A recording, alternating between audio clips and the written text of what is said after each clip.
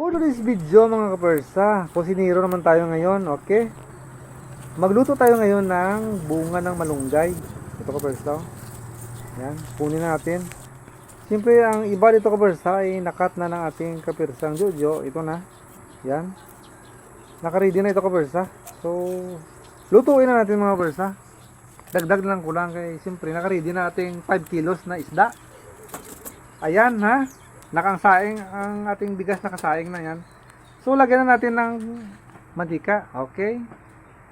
Siyempre kapersa, damihin natin, mayaman tayo eh. Ayan, lagyan natin ng bombay. Walang ahos kapersa, kay mahal ang ahos.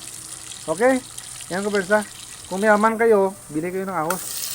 Siyempre ilagay na natin ang bunga ng malunggay. Ayan, takpan na natin. Okay? Ayan, meron pa palang natira. Takpan natin mga kapersa. Okay yan, nagbukal na. O yan. Siyempre ilagay natin ang 5 kilos natin ng isda.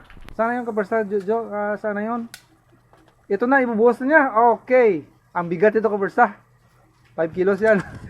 Huwag lang natin ikaw ito. Ukayin kay baka maging lugaw. Okay. Ayan kapersa. Siyempre wala tayong magic sarap eh. Mahal man pala yun. Okay na yan asin lang. Okay, takpan natin kapersa. Ayan. Simple kapersa, luto na natin sinaing. Kainin na natin ito. Ano kayang lasa nito? Masarap pa ito eh. Okay. Thank you for watching. Tara.